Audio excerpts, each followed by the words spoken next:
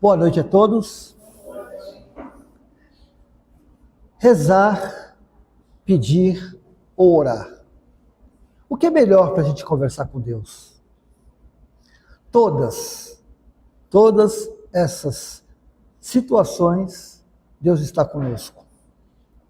Mas o que é rezar, afinal de contas? Rezar é aquela ladainha que a gente ouve, usado muito pelos católicos, né? Que é pegar o terço e ficar Pai Nosso, Ave Maria, naquela quantidade, que eu não lembro se é 100, mas é 100 e poucas vezes, né? E a gente dispara fazendo o Pai Nosso. Muitas vezes, no meio do caminho, a gente lembra que esqueceu o café no fogo, vai olhar, não esqueceu, quando volta não lembra, pô, mas essa é a 30, 40, é a 20, né? E algumas pessoas pensam assim, puxa, não tem valor a reza. Mas ela tem valor sim. Porque quando você é um mantra, na realidade é um mantra, toda vez que você pronuncia algo, a palavra, dizem que a palavra tem poder, mas na realidade o poder da palavra vem do sentimento. A palavra ela só transmite, às vezes, aquilo que você sente. Porque nem sempre o que você fala é o que você está sentindo, então ela não é verdadeira, ela não tem poder. O poder está naquele sentimento que você está emanando. E quando você reza, quando você inicia uma reza, seja por você ou por alguém, você está com uma intenção. Aquela reza tem uma intenção, então ela tem uma energia. Nós somos seres energéticos. Nós temos no nosso corpo perispiritual e automaticamente físico 7 octamilhões de átomos. Uma energia poderosa. Segundo Einstein, é tão poderosa quanto uma usina nuclear. Então, cada vez que eu penso, cada vez que eu sinto, cada vez que eu emano uma energia, seja ela qual for, eu estou alimentando o universo, me associando, me afinizando. Existe a lei da afinidade, né? Existe a lei da atração, que muitas vezes está acima da nossa vontade. Porque o que eu sinto é verdadeiro. A minha intenção é verdadeira. E automaticamente ela se afiniza e se acopla com o meu sentimento, com as minhas intenções. Eu posso estar falando que eu quero uma coisa, mas não é o que eu estou sentindo.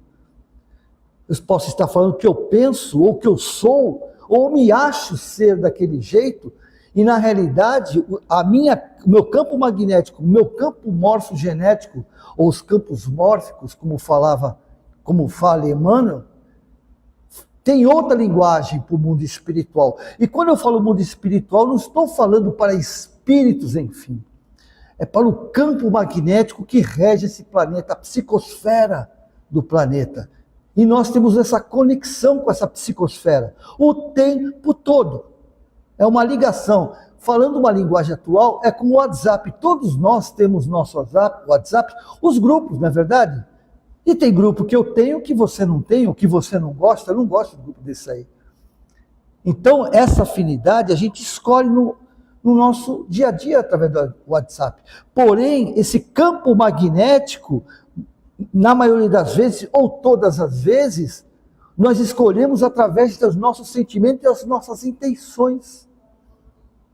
O tempo todo nós estamos fazendo isso. E esse campo magnético, ele se interlaça, ele se conecta, ele transmuta, ele faz uma diálise de energia. Eu sinto e recebo, sinto e recebo, sinto e recebo, e é assim que a gente vive. Por isso, a reza, como nós falamos, na realidade, o que ela faz é naquele momento em que eu me conecto com o universo e falo assim, eu quero algo. Então eu começo, dentro dos meus conhecimentos, dentro da minha crença, fazer essa conexão com Deus, com os amigos espirituais, com Jesus. Então era importante sim. Não importa se, dentro dos nossos conceitos que nós temos do Espiritismo, a gente ache aquilo uma bobagem. Mas para quem está fazendo é importante. Então ele está contribuindo, sim. Ele está recebendo, sim. E a prece, que é o pedir. Eu tenho uma visão particular de que o pedir ou fazer uma prece é o seguinte: todos nós sabemos que nós, no mundo espiritual, antes de encarnarmos, nós preparamos o nosso projeto reencarnatório. Fazendo o que a gente constrói nesse projeto reencarnatório? Constrói o desejo, a vontade, a intenção de não mais fazer aquilo que nós não deveríamos ter feito e fazermos aquilo que nós não fizemos. E que ao estar no mundo espiritual, quando perdemos as sensações, porque aqui nós somos espíritos encarnados, alma, como falava Kardec. Então nós temos sentimentos, que é provocado pelo conhecimento, pela reação psicológica, a gente leva o sentimento, e no sentimento a gente faz um processo, e do sentimento a gente leva as emoções, que aí gera reações. E essas emoções, elas nos trazem sensações, que só o corpo físico pode nos dar. Só encarnados têm sensações. Os espíritos encarnados, eles têm conhecimento, né? Tem a psicologia, tem a razão, ele tem o sentimento, tem a emoção, mas ele não tem mais a sensação, porque o que provoca a sensação é a nossa conexão, vinda dos hormônios, das nossas células, dos peptídeos, dos cortisol, que geram sensações no organismo. Porém, quando a gente desencarna, a gente perde essas sensações. E nós nos sentimos leve, livre, solto.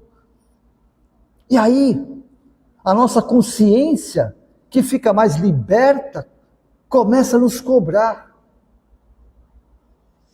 Eu fiz, não deveria ter feito. Para que eu fiz? Mas que bobagem, nem precisava daquilo.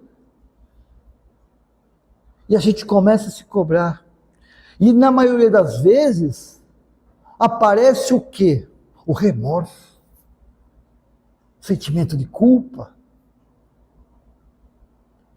E a gente lá no mundo espiritual quer desfazer ou refazer aquilo que eu não fiz, refazer os meus conceitos de tolerância, que eu prometi que eu teria essa tolerância, que eu compreenderia aquela pessoa.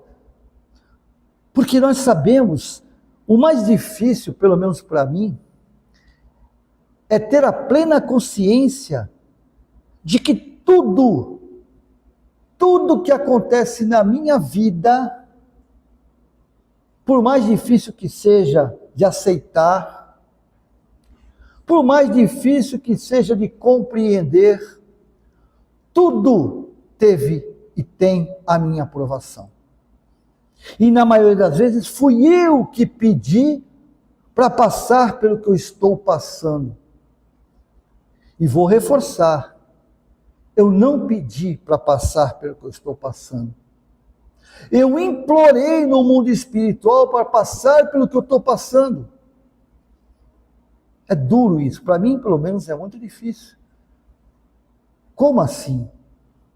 Eu que pedi para ter na minha vida pessoas que querem me prejudicar?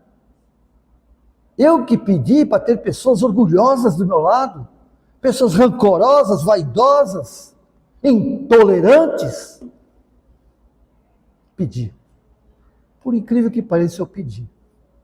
Porque quando eu estava no mundo espiritual, que eu vi o meu painel da minha vida corpórea, e eu comecei a sentir uma vergonha e um remorso daquilo, eu criei um objetivo de desfazer. Nossa, como eu fui orgulhoso. Eu destruí minha família por causa do meu orgulho. como eu fui arrogante, como fui prepotente, como fui intolerante. Eu quero uma nova oportunidade de não ser mais intolerante. Aliás, eu vou prometer que eu não serei mais aquela pessoa do meu passado. E a gente passa décadas no mundo espiritual se preparando para isso. Alguns passam séculos, outros milênios, e têm a oportunidade. E a gente fica feliz, saltitante, porém receoso. Será que eu não vou falhar de novo? Mas eu não vou falhar desta vez. Mas como é que é? Como que eu vou provar que eu não vou falhar de novo? De que maneira eu vou fazer isso? Se eu sou orgulhoso, estou falando que eu vou controlar o meu orgulho? No meio aonde eu vou reencarnar? No meio de pessoas tolerantes? De pessoas compreensivas? É isso? Não. Eu vou reencarnar no meio de pessoas orgulhosas, vaidosas, arrogantes, para me testar, para eu provar para mim mesmo, não para Deus, não para Jesus, não para as forças que regem o universo. Porque eles não precisam que a gente prove nada. Eles não querem que a gente prometa nada. Eles querem apenas que nós sejamos felizes. Só isso. Porque é o que Deus decretou para cada um de nós. A nossa única fatalidade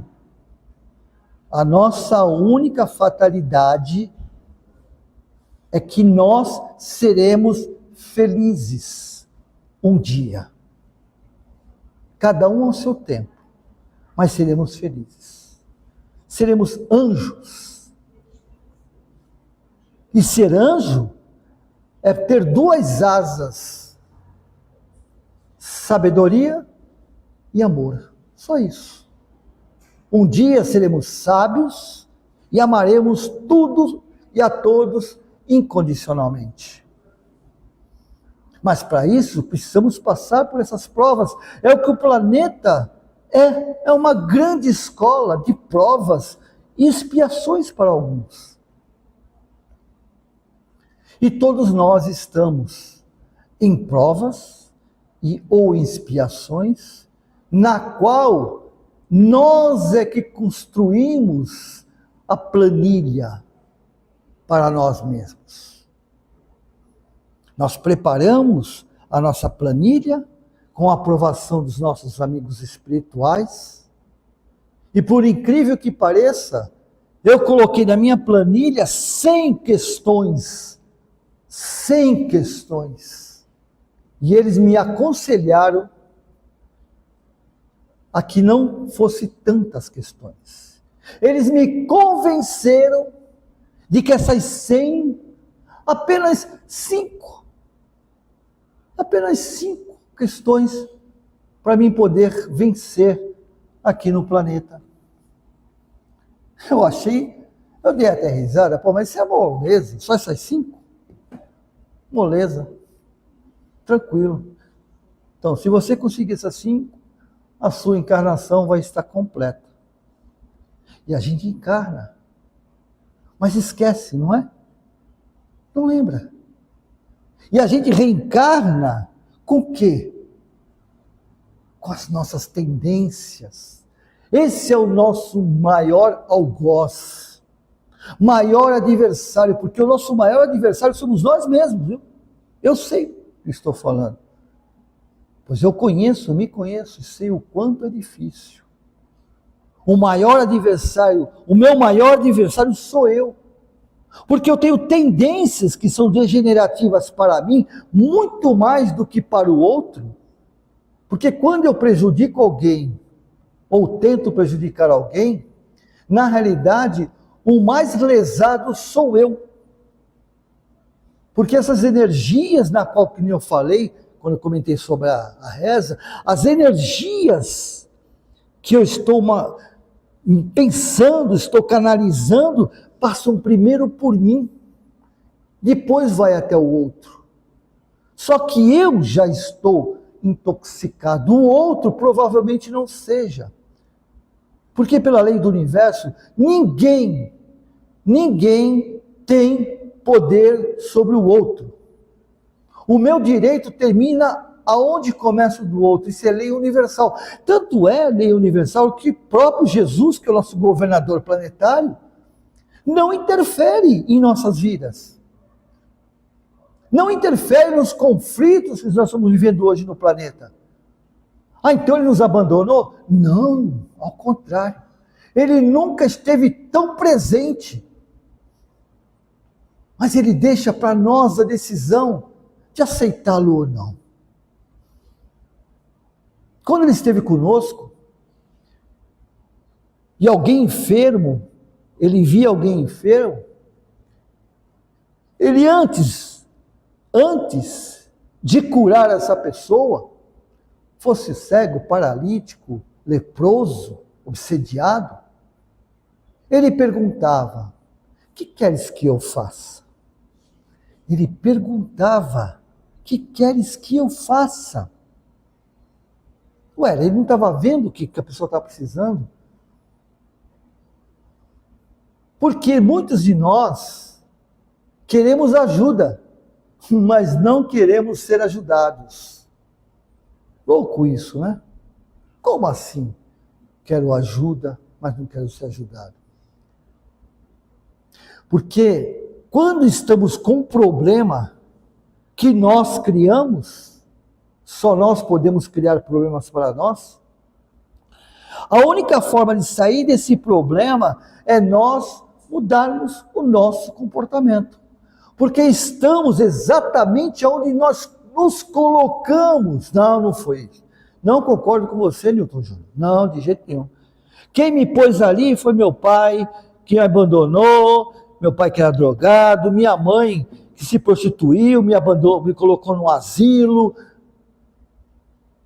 meu pai que batia na minha mãe na minha frente. Só que, como eu disse, quando estavas no mundo espiritual, no meu projeto reencarnatório, estava me falando: vai acontecer isso, você quer participar disso? Eu podia falar assim: não quero. Não quero essa família para mim. Eu quero outro. Não, mas como eu estou, digamos, a flor da pele espiritual, a sensibilidade em si, não, eu quero ajudar esse homem, eu quero ajudar essa mulher, eu quero fazer parte disso, eu quero mostrar a minha compaixão, a minha força, a minha resignação, o meu amor. Eu quero provar, eu quero mostrar. E aí, eu reencarno, esqueço e vou à prova. Os nossos amigos espirituais, eles sempre nos dizem, antes de encarnar, que nós nunca estaremos sozinhos, nunca. Eles estão sempre conosco, até naquele momento que a gente acha que Deus nos abandonou. Ele está conosco, eles estão conosco.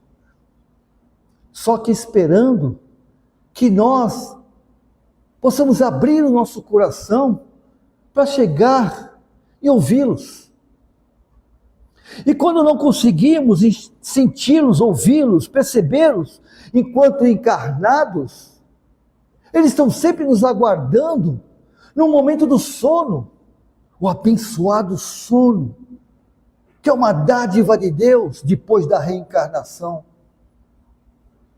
Porque quando eu descanso o meu corpo físico para se recuperar as energias, o espírito que nunca dorme vai para o mundo espiritual e eles estão nos aguardando para chamar a atenção, para nos orientar, nos relembrar do nosso compromisso. Mas na maioria das vezes, quando nós dormimos, nós levamos com nós uma bagagem imensa de preocupações, de desejos, de vontades, que nos leva a locais, caminhos, onde nós estamos vivendo aqui na matéria. E assim não conseguimos ouvi-los. e vivenciamos tudo de novo, até para uma nova oportunidade. Ao desencarnar, somos relembrados e começamos o processo de novo. Estou falando isso baseado na prece. O que eu quero dizer com isso? Que na realidade a prece, quando eu faço a prece, é que eu despertei, seja pelo motivo que for, aos apelos dos nossos amigos espirituais, que estão pedindo para que a gente possa ouvir de alguma maneira, muitas vezes colocando obstáculos em nossas vidas. Nunca vão nos carregar no colo, sem que a gente tenha vontade ou a gente tenha pedido. Então eles tentam interferir nos erros que estamos cometendo, colocando pessoas contra a nossa vontade, falando coisas que nós não queremos ouvir, mas precisamos ouvir. E essas pessoas se tornam pessoas não gratas, pessoas intolerantes, que a gente tem raiva, criamos ranço pelaquela pessoa, e na realidade são enviados de Deus para nos despertar. Então a gente fica nesse turbilhão, quando de repente, por um motivo qualquer, a gente cai e desperta. E aí a gente põe as mãos juntas e faz uma prece, pedindo. E eles comemoram, ficam alegres, se abraçam, porque nós ouvimos os seus pedidos a Deus. Essa é a prece. Mas e a oração? Poucos de nós oramos, porque orar é agradecer. Orar é agradecer. Orar é agradecer a Deus pela vida. É estar feliz, não importa onde esteja, numa mansão, num casebre. Orar é saber que fazemos parte desse todo. Orar é sabermos que nós não somos isso, nós estamos aqui no planeta. Orar é ter compaixão. Jesus, certa vez, um homem o procurou pela vida inteira dele. Queria conhecer o Messias, queria conhecer o Rabi, queria abraçá-lo, queria ajoelhar a seus pés, queria tocá-lo. E por décadas ele perambulou, mas cada aldeia que ele passava, ele tinha compaixão daqueles que sofriam. Então, por menos que ele tivesse, ele muitas vezes nem repartia, ele dava o pão e ficava sem comer. Muitas vezes, viu pessoas caídas, feridas, machucadas, e ele cuidou de suas feridas. Com o óleo que eles sempre levavam, o azeite, que era de costume, o vinho.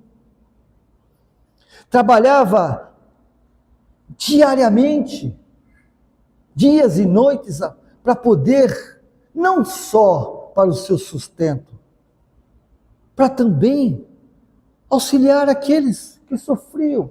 Mas nunca se esquecia de Jesus. Eu quero conhecer Jesus antes de eu desencarnar, antes de eu morrer. Visitavam aqueles que estavam na prisão, injusta ou não, porque ele não compreendia uma pessoa presa, né? Se não estava presa injustamente, mas também estava presa a si próprio, porque o criminoso é um preso de alma. E assim ele fazia, sempre buscando Jesus. Cada aldeia que ele mudava, quando falava Jesus está em tal aldeia, ele caminhava, porque a gente sabe que de uma aldeia para outra era dias, semanas, meses. porque não tinha Uber, né? Então a pessoa tinha que caminhar. E assim foi toda a vida dele. Até que um dia, já de idade, ficou sabendo que Jesus já tinha desencarnado há muito tempo. Tinha sido crucificado. Ele se ajoelhou, chorou, falou: se eu não tivesse perdido tanto tempo, eu teria falado para Jesus que eu o amava. Nisso, ele sente uma presença à sua frente, ele olha e vê Jesus. Ele fala: como? Me disseste que tu foste crucificado, Messias, meu mestre, meu rabi. Eu peço desculpa por não ter estado. E Jesus falou: realmente estou aqui em espírito. Ele falou: mestre, eu queria ter te seguido. Eu queria ter beijado tuas mãos. Eu queria ter te acompanhado na tua jornada. Eu queria ter aprendido contigo. E Jesus fala: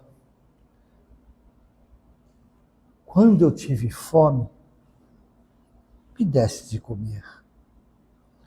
Quando eu tive frio, tu me cobriste. Estive enfermo e tu cuidastes de mim. Estive preso e me visitaste. Ele ficou espantado: como assim? Mestre, eu estou lhe vendo agora.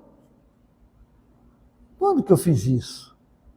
Jesus, com aquele seu olhar terno, sorriso brando, botou a mão sobre os ombros dele e disse: quando fizestes por um dos meus.